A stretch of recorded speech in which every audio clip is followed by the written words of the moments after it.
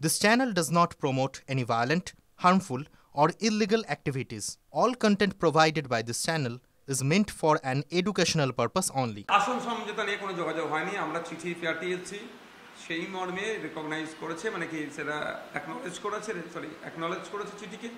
তাদের পক্ষ থেকে, বামফ্রন্টদের পক্ষ থেকে চেয়ারম্যান স্যার আছেন যিনি, তাকে অ্যাড্রেস করেছি। বিমান স্যারের সাথে, বিমান বসু স্যারের সাথে আমার কথা হয়েছে।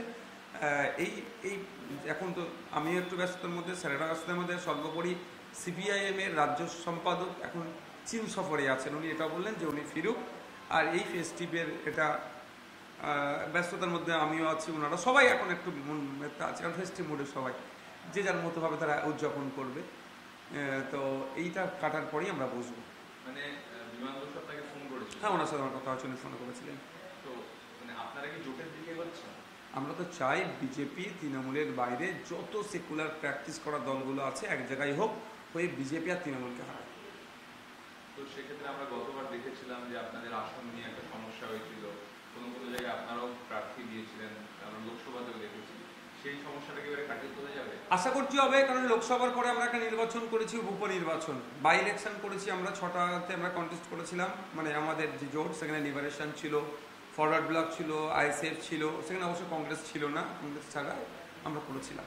ফলে 2024-এর লোকসভা নির্বাচনের যে আমাদের মধ্যে বনিমানা হয়নি, সেটাকে কাটিয়ে কিন্তু আমরা একটু উঠতে পেরেছি পরের বাই ইলেকশনে। এটাতে কোনো ষড়যন্ত্র থাকতে পারে, ইচ্ছাকৃতভাবে।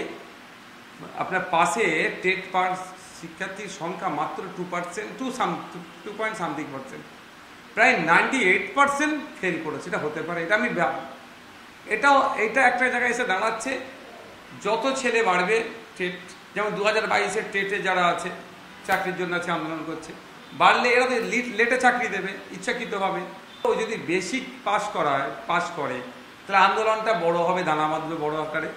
ফলে পুলিশকে দিয়ে চমকে ধমকে লাঠিচার্জ করে মিথ্যা মামলা দিয়ে আন্দোলনটাকে সহজে ছোট করতে পারবে না। এইটার একটা কারণ থাকতে পারে। শারদ উৎসবের মরশুম, ফেস্টিভ মুডে মানুষ উৎসব উদযাপন করবে, না তার অধিকারের জন্য আবার রাস্তায় বসে থাকবে? এটা সরকার চলছে না, একটা সার্কাস চলছে, এটা ব্যর্থ সরকার চলছে।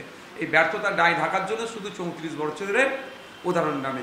14টা বছরটা কম নয়। 14 বছর দিয়ে যদি আপনি 34 বছরের কিছু না শুরু করতে পারেন, তাহলে আপনি ব্যর্থতার দায় স্বীকার করে আপনি হাত তুলে নিন।